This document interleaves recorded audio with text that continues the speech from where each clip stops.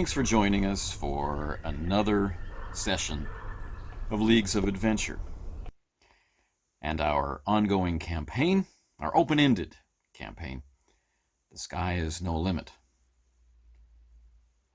As you may have noticed, probably noticed, I would think, this session has a title, like all the other sessions of The Sky is No Limit on this channel.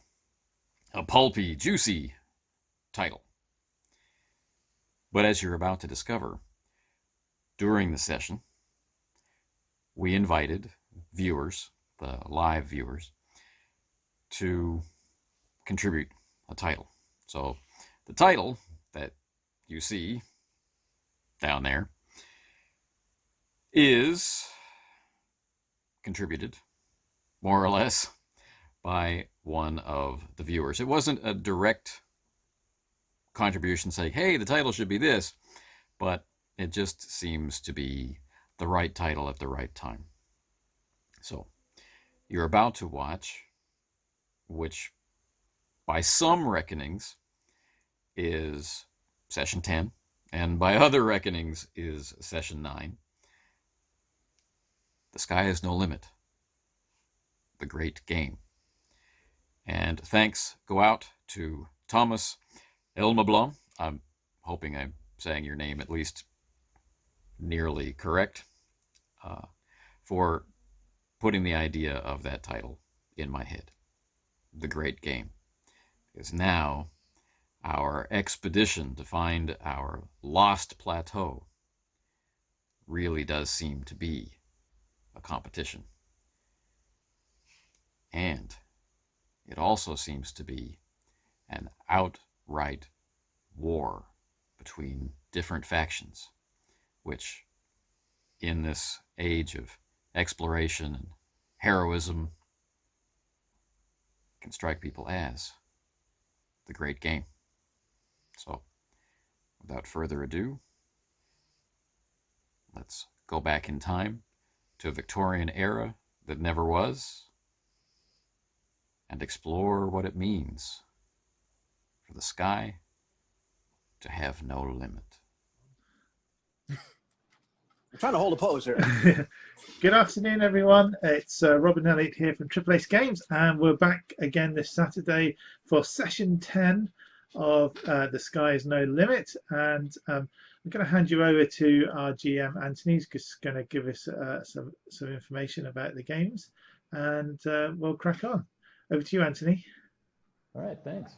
This is the 10th played session, although only not all of them have been recorded. We didn't record episode 1, and it was so much fun, we decided to record the others. So yes, you've missed out, and there's no way to fix it, and you have my deepest apologies for that. Maybe rumors will start about the missing episode, and people will search the internet looking for it. Good luck. Enjoy that quest. I hope you have fun. But the episodes so far, episode number 1, air quotes, was called The Launch of the HMAS Epiphany, because that's what happened. Episode 2 was called Wrestling with Death. And famously, that's where Lawrence Garibaldi was injured, and he has remained injured through the rest of the campaign so far. He's very good at being injured. Session number 3 was called Shadow of Revenge, because of the tremendous shadows that appeared during that time, and not just things casting shadows. Nice. And then, session number 4, How the Mighty, and that was unfinished. Session number 5 was called Flames of Revenge. There's so much revenge in The Sky is No Limit, it's hard really to encompass just how much revenge we're talking about. Session number 6, Claws of the Reptile God. Session number 7, The Well of Poisoned Hope, which ended with the capture of Tanvir Singh and George Mallory. Session number 8, last week's session, or last time's session, was Quantum of Betrayal. Now, I'll turn you over to Eloy to let us know what happened during the episode called Quantum of Betrayal. That's right. So, in our previous episode, George Mallory and Tanveer Singh were captured by the rival airship expedition and taken aboard the airship Ares, where we met the expedition leader, Captain Cartwright, a member of the Royal Geographical Society. Cartwright explains during, the Tanveer and George were taken prisoner by a one-eyed man whom George has named Comte de Rochefort, because they don't know his real name. It was explained to them that, there is apparently a secondary source of interest for the Royal Geographic Society, or at least for Captain Cartwright, in that there are apparently silver mines near the area where this lost plateau is supposed to be. And George managed to catch a glimpse of the map, so he has a better understanding of the route to get to this place. And George indeed tries to warn them off because there are dinosaurs in the area. Captain Cartwright does not seem overly concerned, and instead offers the option to join the Ares expedition in exchange for keeping our mouths shut about dinosaurs and such. And from which we deduce that their intent is to keep things secret so that they can benefit from the silver and not draw attention to this area of the world. As George and Tanveer are thinking about that, we return to the jungle where Lawrence Garibaldi is making his way to the airship through the jungle, pushing with Edmund Burke and some soldiers. And the journey, as usual, takes a couple of days. Meanwhile, Oscar has finished the water purifiers, and I believe he finished the Tastes delicious, by the way. That's good water. Yeah, they had some problems with that, but they got it to work, which was the bottom line. And did they finish the skiffs? I forgot if we finished this. We did. We did. So the I hope they skiffs work better in the water. were also finished, which were made from the lifeboats, right? Normal lifeboats treated with anti-gravity paint, with the hope that they'll function sort of as hovercraft and move us quickly through the river. But as they're in the process of completing that task, Oscar is visited by one of the reptile folk who tries to communicate, and once again offers a warning to not approach the region where the great flying reptile, the dinosaur, is. Communication is difficult because they don't speak each other's language. He writes something down, but Oscar's not able to fully make head or tails of it, and so they leave. And so the following morning, the crew of the Epiphany find themselves surrounded by Rochefort and the men from the Ares expedition, announcing that everybody has been taken prisoner. But from the edge of the jungle, Lawrence Garibaldi and Edmund Burke have reached the campsite and are concealed in the jungle, witnessing the arrival of the men from the Ares. And that's pretty much where we are. I think, Right. is it Rochefort not actually there at the Epiphany? He's not. Is it one of his Still- I was one of his he's still flunkies. at Okay. Ares, but All right. it's his But still, yeah. his squad All right. that has done the capturing. Yes, they would answer immediately to him. I don't know whether capture is the right word. I think it was invited to stay. Invited. Yeah. Yeah. You had two choices: come along quietly, or just come along. Something along those lines. All right. So this begins episode 9. Episode 9, of course, because we have not played it, has no title.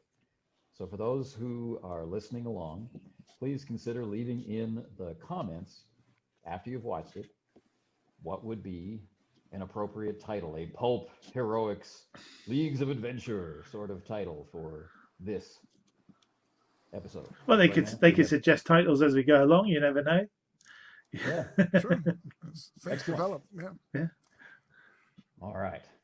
Now, we will open up with Garibaldi, and Edmund Burke is there, and of course, several hand-picked soldiers that Lieutenant Credenza can't stand, so are obviously very competent men.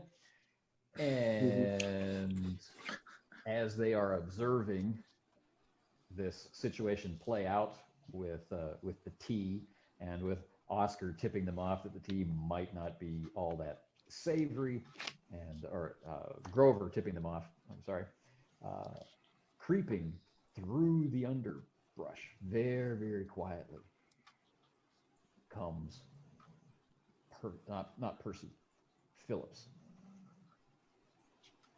Phillips the shark pied. Coming from the ship, yeah, because he stayed back in the ship, didn't he? Yeah. Oh, excellent. Oh, good man. He's a good man. He's not in the circle of people Right. who've been invited back to the Ares. Yeah, he was out looking for George Mallory, who Right. has been lost. That's why he's not in the ship. Right. Phillips, is that you? Phillips, Yes, sir. what's going on? All right. So, Lloyd, you take over Phillips. All right. And Robin, if you could take on the role of Edmund Burke.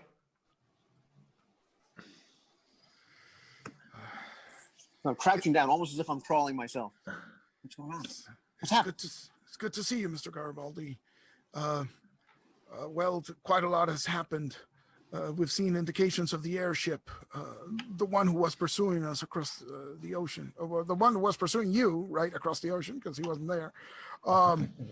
We seem to have lost Mr. Mallory and Tanveer Singh. Lost? Yes, we can't find them. Well, But, they're not It's here. not a test tube or a beaker. It's a man. I know it's a jungle, Mr. Garibaldi. It's quite dangerous. As I'm I sure know you that. I just came through the rest of the jungle. Quiet. Okay. Look, there's those are soldiers. They're coming What are you, a from the. dictionary? I know what these are. What's going on? Well, There they're is some indication that some of the periphery guards have heard something, and they're beginning to look in your general direction. So, sorry, is Burke there as well? Burke is there. Okay. He and Garibaldi are there side by side. I'll guys, keep it down. Keep it down. Look, they're gonna spot us. You know, there's no time for an argument. Tell me, explain what's going on. well, Professor was working on the water purifiers, and so we left for the jungle to get some water to give him some time to work. Water But- purifiers? What are you supposed to be working on the skiffs? He's also working on the skiffs, but we need water, or everybody will get sick and die. But The water got poisoned. the water got poisoned by the reptile men. But it seems to be taken care of. It's just that we can't find Mr. Mallory, and now these Oh, a soldiers detail. have come. It's not a detail. It's lost. It's a jungle. We've been trying to find him for a day, and I don't know where he is. Either the reptile men have taken him, or perhaps these soldiers have taken him. What do they want to do? What do they want? I don't What do these know. soldiers want? I don't know. Well, they don't look friendly. Oh, they don't. Well, how many? You can take them, don't you? Look at the size of that gun. Two of them are dispatched into the perimeter to make a quick patrol. Their lieutenant or corporal or whatever it is, right? Their ranking officer has listened to them whispering, has nodded his head, and then the two people who think they heard something begin to circulate through the trees. And you quickly lose sight of them as they kind of melt into the forest. Oh, bugger. We're going to have to silence those. They're Brits, aren't they? Yes. We can't kill them, so we've got to at least Sanson, can't you guys do the chloroform? Come on. I suppose I've we read could about take this. down one of them, but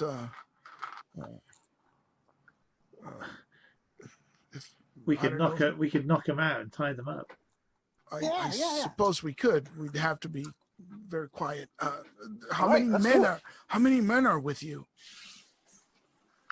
It's just Oh, Garibaldi and Burke came with 6. Six. Okay. And so there's a bunch of these soldiers, right? There's not We've got like, enough. yeah, they've got enough. We've got enough. So, all right. So we'll try to circle behind and capture one of them. Come with me. And I've got a plan. If we can get one, right, I could put on their uniform and try and bring a couple more into the woods and then into the forest, and then we can take them down, and then we can hopefully overcome all the others. You fit in one of their uniforms? Look the size of you, man. Well, maybe you can. Yeah, I could. I think we got to catch them both. Look, you got to be quiet. Okay. So I think our intention is to try to catch one or two of these guys. All right. Unawares. This will be an opposed check of stealth versus stealth. And I humbly concede defeat. Well, we'll be rolling with Triple Ace Games dice, which you can see we have. So I think we should allow Edmund Burke to be the leader of that particular team effort, we unless should? you're going to split your forces. Oh no. Burke's Are you gonna the go expert together? here. All right. no. So Okay. Edmund Burke for stealth has a pool of 9 dice. Ooh, nice. Oh And, yeah, makes sense. And Good. Phillips can help because Phillips has a couple Phillips of dice. can help. Yeah.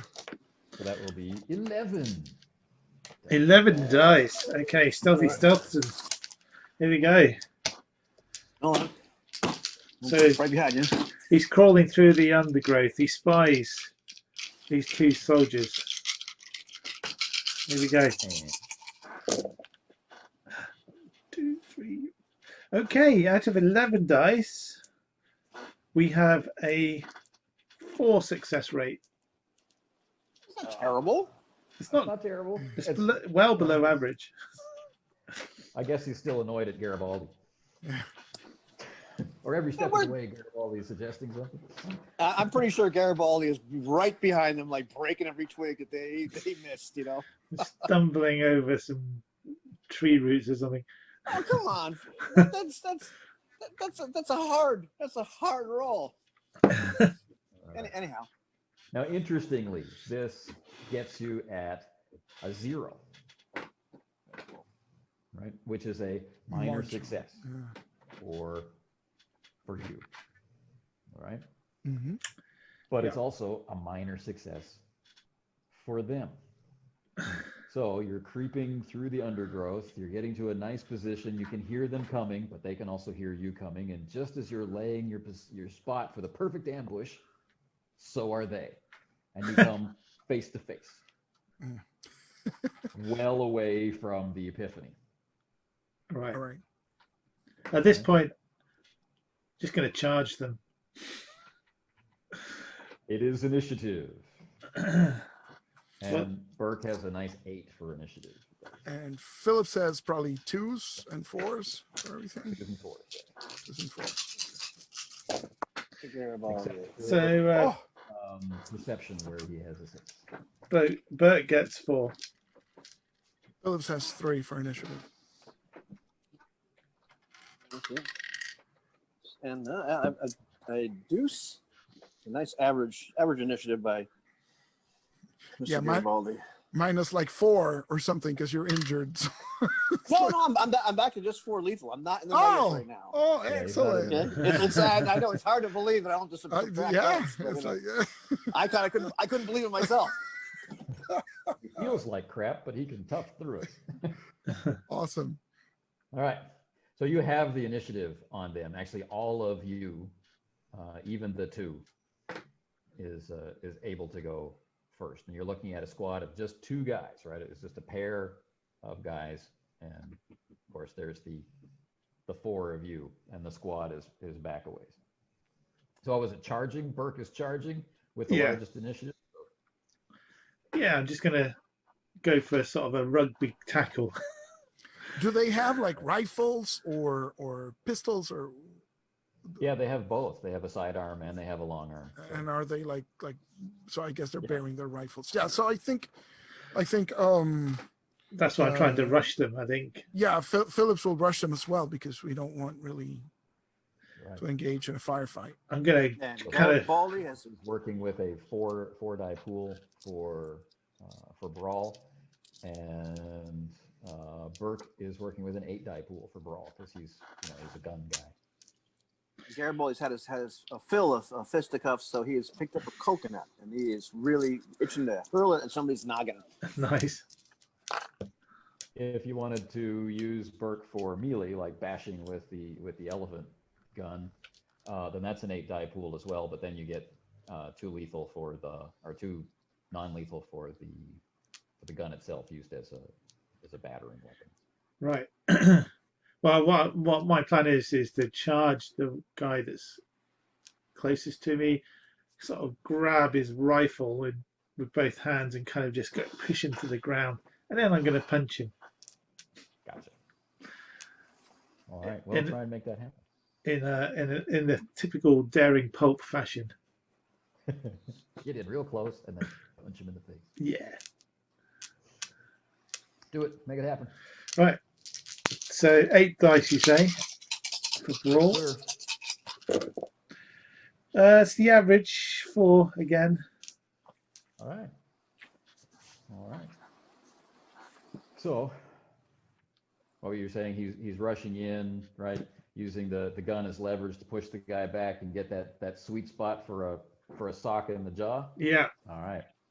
Kapow! And he goes right down on his keister. Right? That's with a look of shock, like, I can't believe you hit me. Is that keister? Is that bottom? on his rear. On his bottom. I'll translate this into Britain. This is Brit. Yeah, this translated to Brit. You knocked him on his arse, mate. There you go. That's it. Yeah. There you go. Anyhow, carry on. So he's arse. absolutely shocked, flabbergasted that he has been manhandled in this way. Yeah, that's what I was hoping Next for. up is Garibaldi, I believe. Oh, It was no, Phillips. Yeah. So Yeah, I'll boy. try a similar thing, right? Grab the rifle and maybe smack him with the butt of the rifle if I can gain control of the weapon. So Nice. it's a 4 die pool, right? Right. So if you can succeed in your attack, then you'll have a chance to use your strength. Okay. Oh boy, just 1 success. Ooh. Yeah. And 4 dice. Yeah. Then the two of you are wrestling with the rifle. Yeah. So he's not shooting anybody, but you're not getting to sock anyone in the jaw either, or hit them with the butt. Next down is Garibaldi. Okay, Garibaldi wants to toss the coconut and hit this guy that's wrestling with Phillips in the head. So I'm calling a shot to the head. And he's also got how much cover based on Phillips? This is going to be really interesting if you miss and you hit Phillips in the head. It's going to be it's going to be genre though. Listen, Whatever it is, you know. listen, he's able to hit things when it's very hard. I love the plan. It's a no-lose situation. It's a win-win. You got all these. I personally have no idea if coconuts exist in Brazil, and I'm fine It's something with like that. it. It's something like it. Because it seems to be a genre thing to have the geography wrong, the plant. I mean, we've been calling the rainforest a jungle now for 10 episodes, so I'm fine with the coconut-like object. It's a coconut. You beat me to it. It was coming off the coconut-like object. Yes. Right. So if you are going specifically for the head, that's taking away 4 dice. Right. Yep. Got that. So- Done. We have Phillips as cover. Right. How much cover? Just to say, looking on Wikipedia, coconut production is massive in Brazil. Awesome. There you go. So yeah, It is a coconut, $10 coconut. So go on, yes. So, so it's all good. We're all right. getting it right. And having him as cover, what does that take away? Because it does say that I have to subtract some more. Yeah, it's -2. Another -2. Okay. Does the coconut give me anything? 2. Coconut's a It's 2. massive. Okay. There's massive coconut. It's a protection. massive 2. So we're back to 6 dice. Okay. Yep. And do I want to spend style on this? My goodness. Yeah. Of course you do. Okay. All right. So I got my But you're just 2 doing this style. for the thrill, right? Yes, exactly. And listen, I haven't had style points in so long. I'm stitching and stomach. Yeah. Okay. That's not a good bait. No. It would be very it would be hard. It'd be hard to survive that. You know, we got the nice Can't 4. see 'em. Oh, There you go. 4. nice. Oh. Good. You do not hit Phillips. Although I wouldn't be surprised when he tells the story. Maybe he talks about hearing it whip past his ear. I hope he does. Yeah. And it impacts right in the face. And he's out cold. Nice. Just the sound. I've got the sound in my head. Coconut versus coconut. Fuck yeah.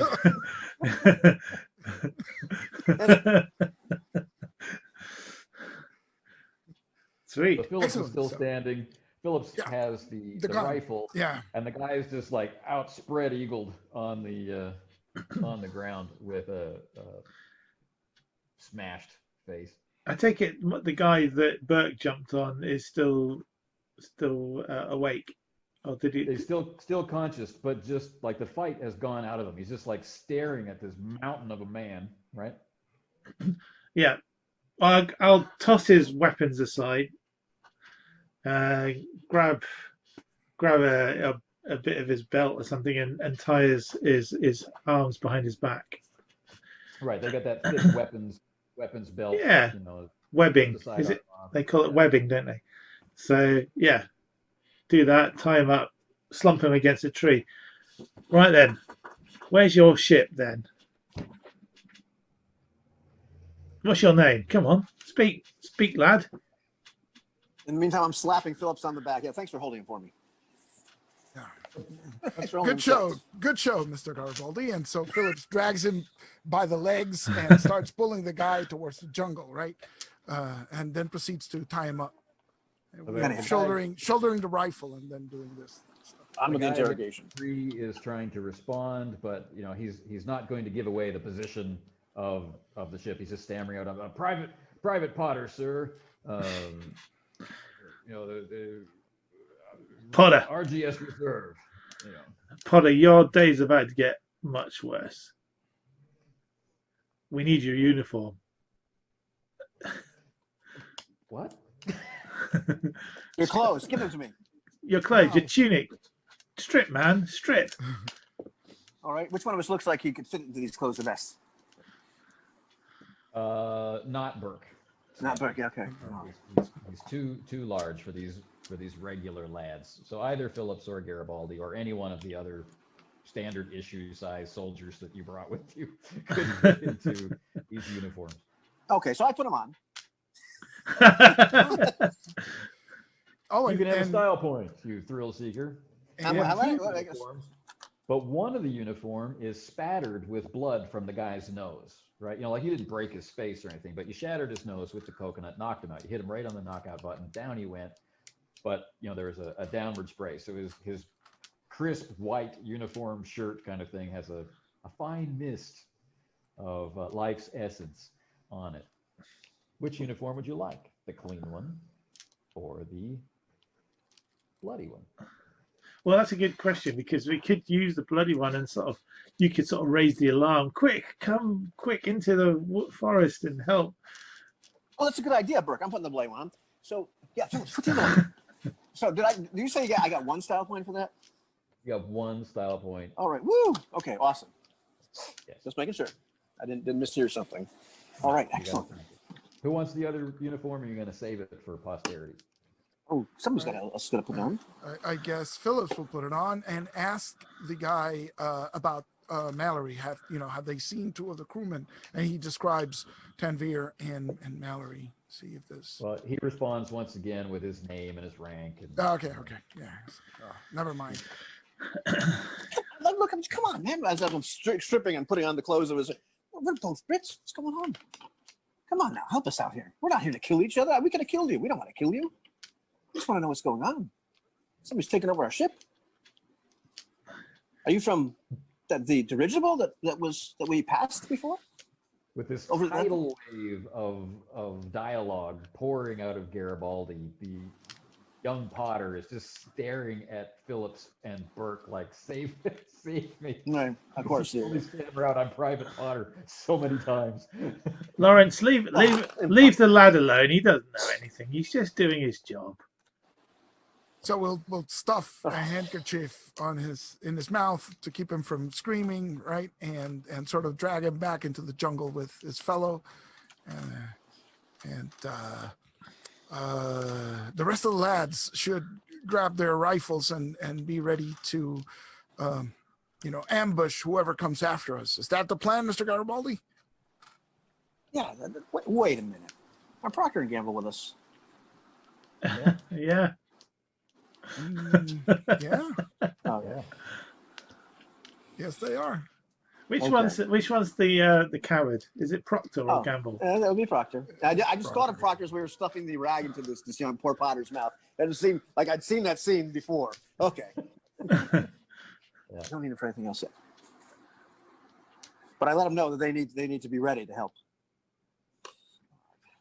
Okay. So we're just going to try to get some more guards to come over here. That's the plan, I think. Just All right. Good. how many soldiers were at the Epiphany? 12. So now 10.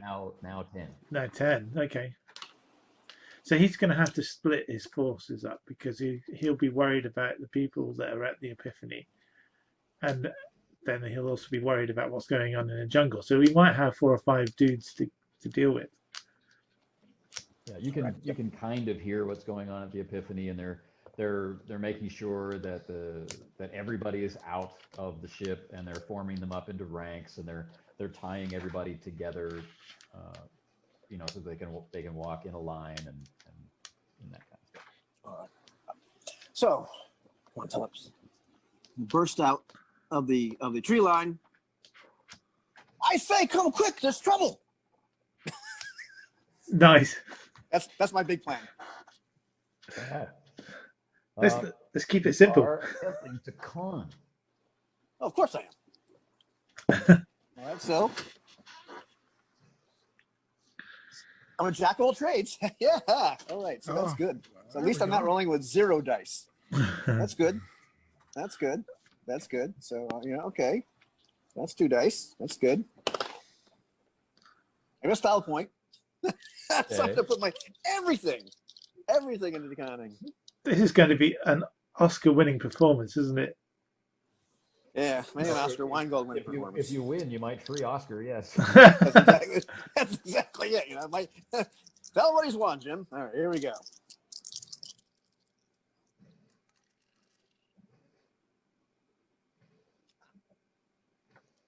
That is a that's a there's no actual symbols on any of these dice. It is. There's a critical failure. Oh my God. What was that, Andy? You said you've only seen one other critical failure rolled by anybody. You think you did 3, and most of them are me. So yeah, I know. This is my 3rd one in this game. How could you screw this up?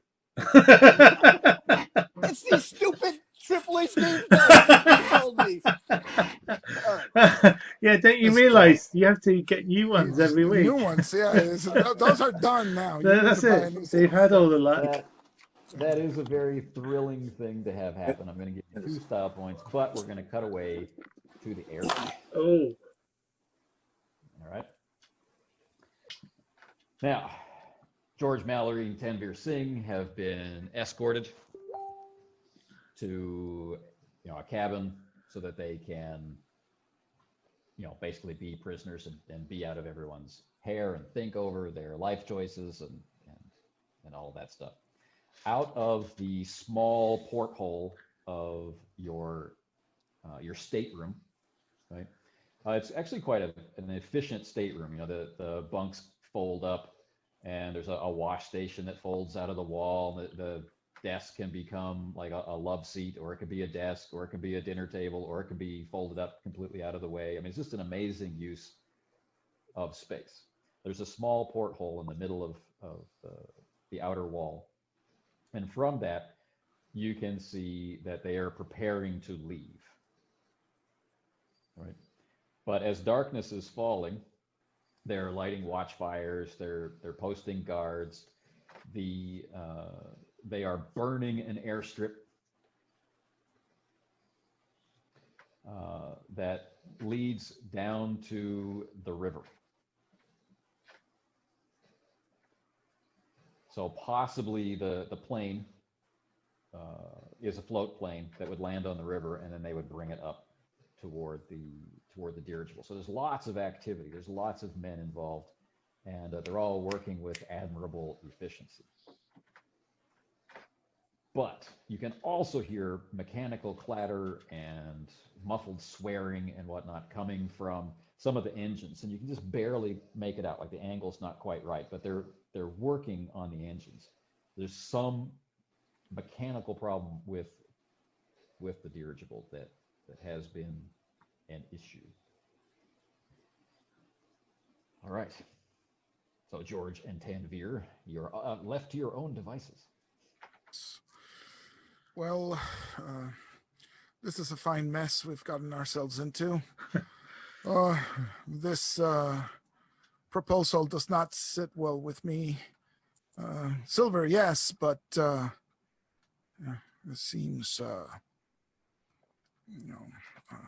there's all this deceit in keeping these mines secret. What about the discovery? What about the benefit to the world, the knowledge that the dinosaurs still remain? Still, with few options now. We're prisoners. At least it seems like they're not leaving right away. No, it doesn't look like they're leaving right away. It looks like they've got some problems. I haven't heard anybody swear like that except when Professor Winegold thinks nobody's listening. Yes. Well, I think it's a good thing. I mean, if this airship continues on its present course, the dinosaur will just tear it apart like it did the Epiphany, faster even. Oh, I don't know about that. Did you see the armaments they had? It's a good chance they might. Their intention is to tear all the dinosaurs apart. I tell you, the wood of the walls and the floor and whatnot looks fantastic. It's polished to a nice kind of mahogany, but it's not terribly thick anywhere except like handrails and like door frames. But the door itself is quite thin. The walls are thin. Yeah, I mean, their only hope is to kill it at a long enough range that it doesn't get near, because one rake of those claws and this the whole air sac will empty and the ship will plummet to the ground. I mean, it took down the Epiphany, which was heavily armored and kept afloat by paint, and it still drove us down. I don't know. it would be a shame. And I'm just kind of leaning back. Tanvir is almost reclined entirely. And he's just like putting his hand on the mahogany. That would be a shame. As the silver mines, as Percy would say, I think I would not make a very good book. No, I don't want to write about somebody. No, none of us really want to write about somebody coming to South America and finding a silver mine. Who's going to read that? It's been done. So clearly, I don't think we'd agree to their proposal. Do you? Of course. No, we haven't agreed. I'm just laying out our options for us to think. I don't think the others will agree either. And as tempting Oh, go ahead. I'll go over and open the door. Standing outside is the man that you have taken to calling Rochefort. I trust your quarters are acceptable. Quite fine, quite fine. Lovely. There will be a steward waiting outside. If you promise not to escape, there won't be a guard. I promise not to run if you promise not to shoot me with that again.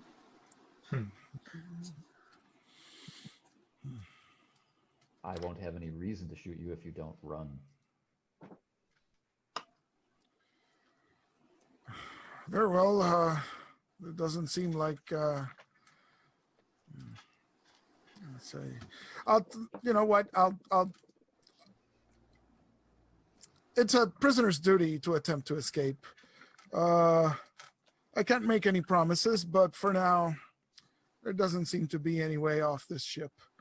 So I do like what? you, Mallory. I'll leave a very skillful yet charming guard. That's, But what I came to ask you was, Captain Cartwright has his duties on this mission. I have mine. And if we should fall under attack, as I believe the Epiphany came under attack, if that event should happen, can I count on you to stand with the fellows of your nation rather than seeking that opportunity to escape in the confusion? Can I count on your participation for defense of one of Her Majesty's airships? well, of course, we've no desire to see anyone die needlessly. And I urge you once more to speak to Captain Cartwright and impress upon him the grave danger that this flying reptile poses to the expedition. You know, you better hope that you can kill it from afar, else this ship will certainly plummet down and kill us all. Captain Cartwright doesn't believe it exists, I'll be honest.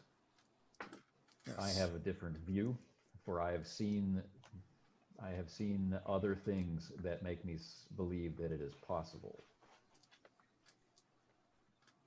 I have other things to attend to. He snaps his fingers and two guards come up and they return your weapons to you. Mm. On your word of honor, sir. And then he clicks his heels together and turns and marches. I lean in right as he's leaving and just say, I would leave 2 guards. As you No, he wish, did. he throws back over his shoulder.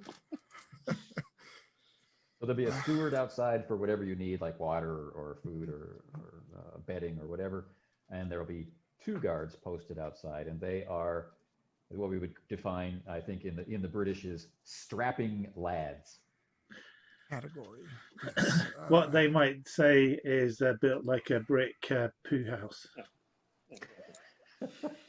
They might. Excellent. Excellent. That would be underselling it a bit.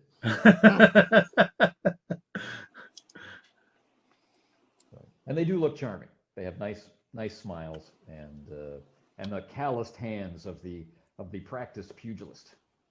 So they're not shirking any of their duty in providing you with the best of guards and care. What we might also describe as being a bit tasty. Well, Tanvir, it seems we're in the hands of fate now. Let's take this opportunity to see to your injuries.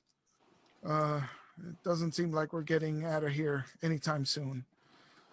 So I'll take the opportunity to do a little bit of medicine on Tanvir and myself, because I am at 6 non-lethal last time I checked. So. Okay. So you can get from the steward, you can get things like liniments and hot towels and perky food and all that stuff. And so let's have a a Medicine check. check. Yeah. So it's not super awesome, but it is a skill. So, well, since we have a steward, maybe we can get access to ship medical supplies, right? So perhaps that gives me one extra die or something. Two. Excellent. Excellent. So let's treat Tanvir first. And that is unfortunately only one success. It brings him to 0. Which, yeah, it's something. And can I attempt some of that same medical care on myself? You can, but without the bonus 2 dice. Excellent. Excellent. So it seems my wounds are much lighter than poor Tanvir's because I actually got 3 successes on that. So, Nice. yeah. Funny how that works out. No, I don't want to cast any aspersions on George Mallory. Position, heal thyself. Yeah, no, it must have been, he took the lightning gun hit, Yeah. dead on. Slightly Yeah. to the rear. Took the full brunt of the blow. Yeah. And as he's unsuccessfully, just barely, as he's working on himself mostly, this really does seem like they're sitting ducks. Cartwright really doesn't believe in the creatures that we've seen here. If he's that blinded by the silver, Yeah. and based on it's a lovely ship, but based on your assessment of the construction, I don't think they're going to survive an attack. They might have survived at all. Exactly. I've tried to impress upon Rochefort the reality of this thing, but if we can't get Cartwright on board, this ship is headed for disaster. With us on it, that's the problem. That's prophetic. Let's cut back to the Epiphany. Oscar, suddenly, one of the soldiers who's there to escort you to the Royal Geographic Society, HMAS Aries. One of these guys in the red livery of that ship comes bursting out of the tree line, but he's wearing Garibaldi's face. Ooh, that's a critical failure.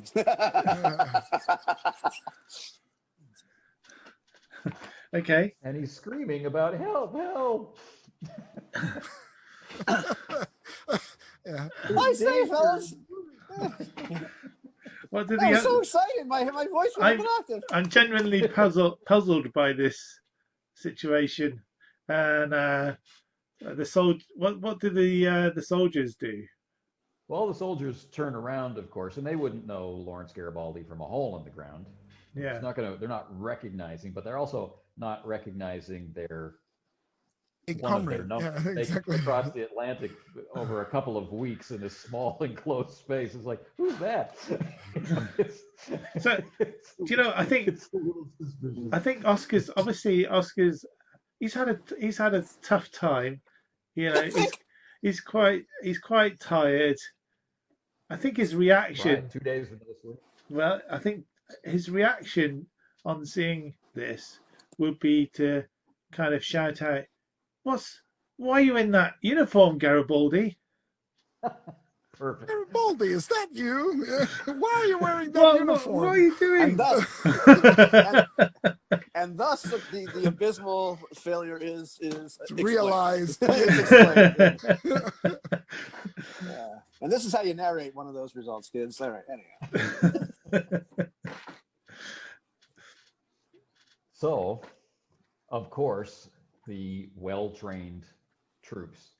There's a moment of hesitation, of course, allowing Phillips the opportunity to duck back into the tree line. Garibaldi, of course, in his enthusiasm, is too far out. And soon guns are brought around, pointing on his position. And the leader, the corporal, is saying, "Seize that man."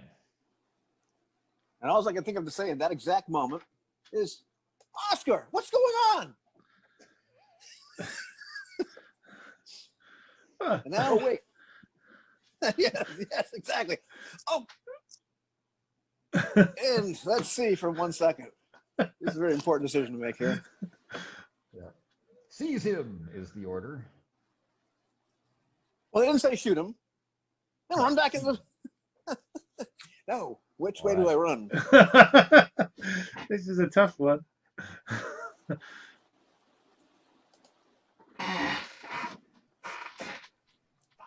I'm running into the ship. Interesting. Initiative. Oh. All right. Phillips, Burke. This is not a quiet exchange. Yes. You know, you're just out of sight. So what would you like to do? So what is he doing? Well, this isn't the plan, was it? One. I have an easy initiative. Yeah, all right. Well, It's not gone well. listen, I'm gonna get my trash can right now because I'm gonna get rid of some things. We'll be right back. I'll get you some All fresh dice. Is there something instantaneously that Burke and not Mallory, Phillips want to do? Roll initiative, and we'll see where you fall in the order. If you're not sure, then we'll just carry on with beating the crap out of Garibaldi. Yeah. I don't know if there's much we can do, is there? No, the only thing that comes to mind is to try to bluff like there's more. Like there's more troops from in the jungle than there really are. That's what you want to do? Why don't we let off a lot of gunfire? Sure, well that works. We'll distract them. I guess. Distract them, yeah. Yeah. But we're not aiming, right? No, we're not shooting to kill. We're just just firing up into the air. Yeah. And Phillips moves off to the side to make it seem like there's more people than there actually are, and we'll start yelling in voices like "First Regiment, march, hold position," and start giving orders like there's more people than. And we could fire. Actually, we could fire over their heads. They might then jump to the ground, and that give time for Lawrence to get out of there. All right. So let's have an initiative check from Burke and from Phillips. Was that 8 dice? I can't remember. Yeah. But because you have to communicate your plan to your soldiers first, I'm going to give you a 2-die penalty. Oh, he's a mean. The other soldiers just have to react. He's a mean GM. Yeah. Only get to roll 6 dice. Oh, so that was 6 dice, and I rolled 5 successes. Oh. That's how you roll dice, Lawrence. Thanks, Burke. Thanks, Burke. I like how it's keeping in character. How about Did Phillips? Phil- I didn't. Did Eloy lose everything? Just did you one. roll?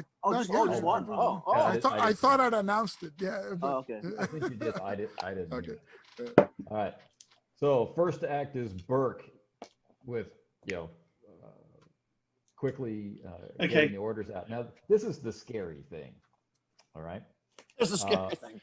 Here's the scary thing. Burke, for his firearms, has 15 dice.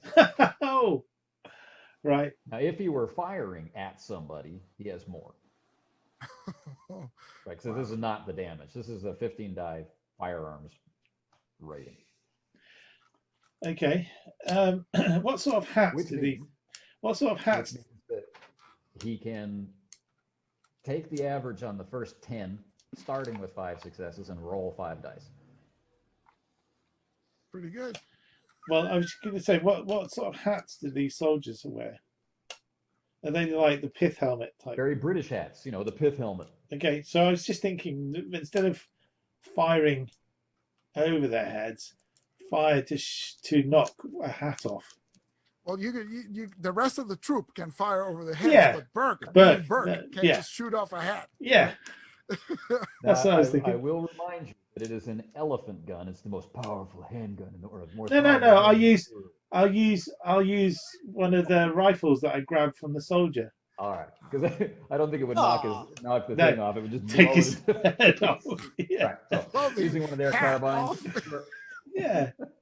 Yeah, a little. Yeah. It'll be like one of those standard rifles, you know. But in Burke's hands, it'll look small. He puts down his elephant gun, his massive elephant gun. It's kind of little. Now, You know. because we're going for non-lethal violence, here's what I'm going to do. For every 2 successes you get, you can leverage those successes for going through more hats Nice. with 1 shot. Okay, let's see how many hats I can get. But you're shooting at their hats, Yeah. which is -4 dice. Old shot. Ooh. Yeah. Cool shot. Yeah. Okay. Okay. You still got 5 successes, so you're Oh, only so rolling like 1 die. So you're rolling So 1 die, starting with 5 successes. We'll see how many hats you can get through. Yeah. So explain to me again. So Just roll 1 die. I'm just going to roll 1 die. Yep. Take the average on the other 5, on the other 10. And the other 10. So that'll be 5. So yeah. 5 plus 1 dice. Here we go then. The 1 die. Burke takes aim carefully. Feels the wind judging the shot perfectly. And it's a success! Woo! 6. Good. So 6. 3 soldiers suddenly have their, Boo, boo, boo. Yeah. Perfect. Right. So soldiers are hitting not the dirt, but hitting the turf, left, right, and center, and then there's this cascade volley of all these other guys. And what was Phillips yelling again? He's imitating Lieutenant Credence's voice, right? Like, and beating the bushes. So it looks like there's a lot of soldiers in the left, 1st Regiment, advance, hold position, all sorts of orders, right? Take aim. Random order. Yeah, it's like right at random. Fired will, hold fire. Wheel left, wheel right. Garibaldi has a chance to make it to the Epiphany. He has to go, right, flat out in a run, right? He can. What is his move? I'm sorry. I believe my move is a 5. No, I'm sorry. It is a 4. It is a 4. Oh. Yeah. I'm good Okay, at so other things. he's gonna have to roll for it. Okay. Yeah. So he's rolling his move. Oscar, you have an opportunity. Like, no one has tied you up yet. You're prize cargo, right? It's the stevedores and the mopping boys and the painters and whatnot. They're all tied together, but you Oscar are untouchable and inviolate. So you have an opportunity to, as everybody is diving and rolling and taking cover and hats are exploding. Okay, I'm going to grab Grover and who else is there? I'm just trying to remember. Right, and Smith is there. Yeah. Percy, the Percy's chronicler's there. Percy, okay. So I grab them and say, right, let's get to the skiff. Cool. Oh, cool. Let's get to a skiff. So getting to the skiff, we're going to make into an athletics check. Okay. Garibaldi, whichever's better, your athletics or your move. Oh, well. Glad you said that. That's a different That's Now- how evil I am. Yeah. That is. That's pretty evil. That's pretty evil. And as are the skiffs evident? I don't want to change my intent on the fly, but is it something like as this is all happening at once? Can I see him running towards the skiff, or is this something where really that's beyond what I can really see at this point? Constructed around the Epiphany, it would be hard to avoid them. There's the big water Okay. filter, I got you. big All right. water filtration machine, and the skiff. So I think I'd want to try to rendezvous if Winegold's already running towards a spot. I'd rather run towards him. Okay. And adjust my course as he's doing it. You get on the other skiff, so we have somebody on each skiff. Now to That's what I make this fast and easy, I'm going to assign a difficulty to these athletics checks. Right. So if you wind up with if you wind up not succeeding in any way, then you've been captured. Right? Okay. So the difficulty to avoid this, any of the soldiers who are focused on you, is 2. So you're subtracting 2 successes from whatever you roll. Okay. And if you miss, Grace will chase you down and eat you. Because I think that's who I hear, right? No, this is Buddy who's. Oh, okay. No. Good. Okay, cool. So I'm running athletics to 7, and I'm running for my life. And I'll tell you why I'm running for my life, because I believe, as far as I know, that Lieutenant Anakin Spinoza has showed up and has his men shooting at me because I can hear gunfire. Yes. And his voice. So I'm rolling. I'm using the style. I'm just running like for all I'm worth. Okay, that is actually, I managed to do 4, so I am with 2. 2, so 0. Oh no, I rolled 4. Oh, I see. Correct. So and with a net of 2 successes. Nice. So, That's Oscar? a marginal success. Okay, so I don't have athletics, but Okay. I am jack of all trades, so I could do that. Or did you say I could use -2? Or your athletics, if it's better than your strength class. I'd use your. So I'd use your move. So yeah, I was going to say, can I use my move instead? Yes. I would. Yeah. I would. So if it's better than 0, then yes. yes, it's 5 times better than 0. So Oh, he's got a 5. Yeah. Roll 'em. okay, got 3 successes. All right, cool. So Garibaldi somehow manages to get to the skiffs first, and inside it's a long boat kind of thing, a lifeboat, open, exposed. You can see 2 little glass jars of the battery fluid, glowing green, and seem to be all hooked up. And maybe not the way you would have done it as a chemist, but still inspired nonetheless. Inspired, but maybe fragile. What kind of glass do they use? It's ridiculous. I'm critiquing it as I'm jumping, hoisting myself, overboard. Right. Sure, he could have made better batteries, but could he have put them all together in such a manner? Never. All right. So you got to get started, which requires Professor Winegold. Right, as the weird scientist of note, this is his device, and it is only he who can fire it up. Can I? I'm already flicking like a switch. Can I? Obviously, I see Lawrence jump in the skiff first. Can I shout instructions to him as I'm running for the other one? Oh, you're running for a different one. Yeah. Sure. But that will apply a difficulty, like I'm a distracted difficulty, to your engineering roll to get it going. Okay? I think Yeah, that's. I think this is all part of the genre, isn't it? So let's do that.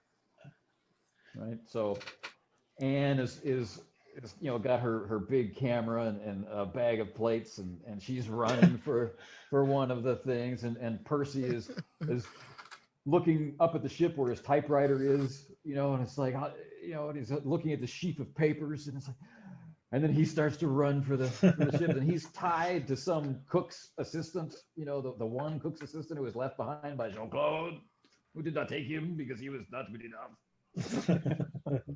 Right, and they're running through the wreckage of the camp, and poor Grover, right, he's actually attached to the water filtration system. Oh no. and then that stiff upper lip descends, and he's like, I shall serve.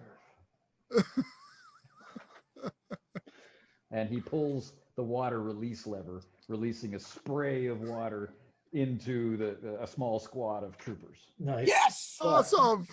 As he does it, he apologizes. Sorry, sir. Sorry. Oh, careful there.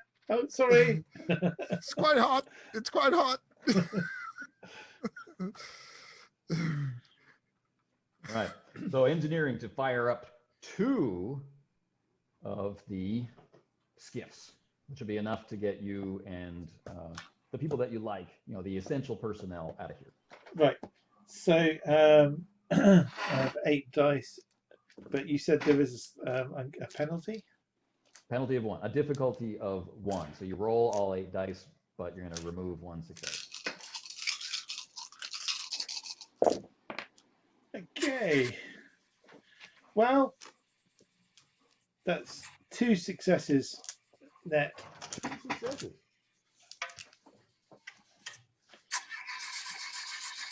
What's wrong with this thing? What are you gonna do? You're gonna stare at me. That's the, the sound successes effect is- for the. 2 successes is all you need, and they roar to life and vibrate and lurch up into the air. Remember the minimum clearance of the paint? Ooh, oh dear, yes. I don't remember what it was. 5 meters. Oh, 5 yeah. 5 meters, minutes. so 15 Those are feet. resting on the ground. Nice. Almost fall. How do you fly it? Pull the lever. That one there. Yes. Push that forward. That requires a piloting role, and piloting is a specialized skill, so not available to a jack of all trades. Oh, Okay. Tied to dexterity.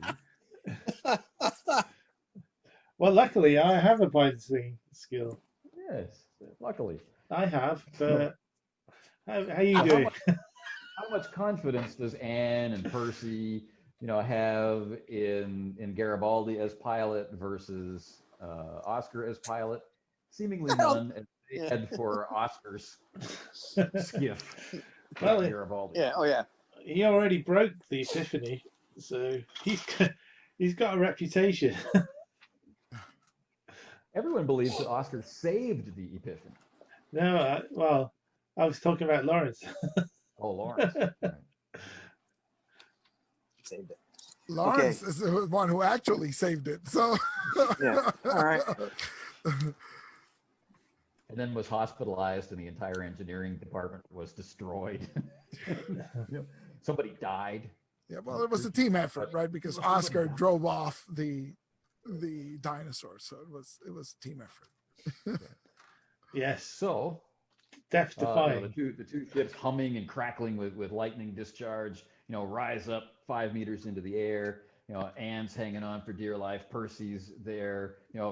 Poor Grover is saluting, and the gunfire's coming out of the tree line.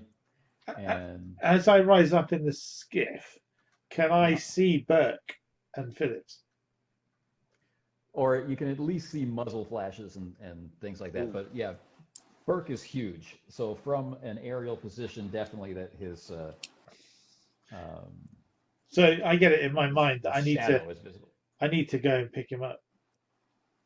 Cool. Careful, Spinoza's out there. I don't see. Armbruster credenza. Yes.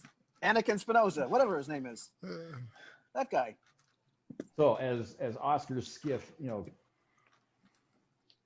neatly curls around to go toward Burke's position, right?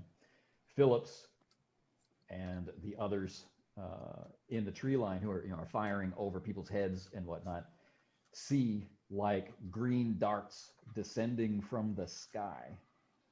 Oh, They see pterodactyl shapes, batwing shapes with little armored reptile men riders on their backs. They pull in their wings and they're dive bombing on the situation, right? They're spiraling in to attack, and the riders are throwing spears as the pterodactyls begin their dive. And back at the Ares, out that small porthole, George sees a wing of winged creatures, like the pterodon that attacked the Epiphany, but much smaller, not much bigger than a man. But on their backs are tiny riders, and they're coming in with the sunset behind them, and just off to the side of the sunset is this emerald green glow pulsing on the horizon. Awesome. And what in the world Meanwhile- does John St. John Smythe? In Belium, with trembling hands as he's about to drink his tea, right? He says, "Beware the barbs of the reptile god." Nice. And closes tonight's session of The Sky sky is is no no limit. limit. And I like to say, for the record, I did not go into the negatives once, and I really expected to go into the negatives today, but I meant to stay out of the negatives for, Well for an done. entire session. Wow. Awesome. experience. Gentlemen, you showed up. And so you get the you showed up point. Yay. Wisdom? You really shouldn't start one of these things unless you know how to work it. But we'll figure I'm that not out. sure next if that's wisdom. That's like common that's sense. And I'm not Common giving sense. out Oh, common no, sense. yeah, listen, that's the one. All I right. don't know, they learn anything else. Peril. Were you in peril? Oh, yes. You were shooting at me? There's a whole platoon. that credenza. Garibaldi in peril, sure. I don't think. George, not really. He's Don't think- never. Yeah, I don't think Oscar really was in peril. No. There is an opportunity. Is Mallory trying to escape? No, he hasn't No. yet. Then, right. Then there's no peril. Yeah. Rochefort set it up socially, right? Here's Yeah. your weapons. Here's everything you need to escape. If you escape, you'll never live it down, kind of. Right. Yeah. Okay. Fine. So no peril, no wisdom. Everybody showed up. Role playing, definitely. So 2 points for today's unfortunately short session. We have to go early because both Robin and I have been called away by actual real world life. And if I understand correctly, Robin's being called away on Triple Ace Games business, which is good for all of us. Yes, it is, of course. Yeah. Yeah, we're working hard on various projects. So, yes, even working on a Saturday afternoon. So, there we go. So, thank you once again for joining us. Those of you who've been following along at home, please submit in the comments what you think would be a great episode title for today's brief episode. Remember, it's pulpy, so have some fun. Okay. Awesome. Okay, thanks very much, everyone. We'll see you next time when we play The Sky is No Limit.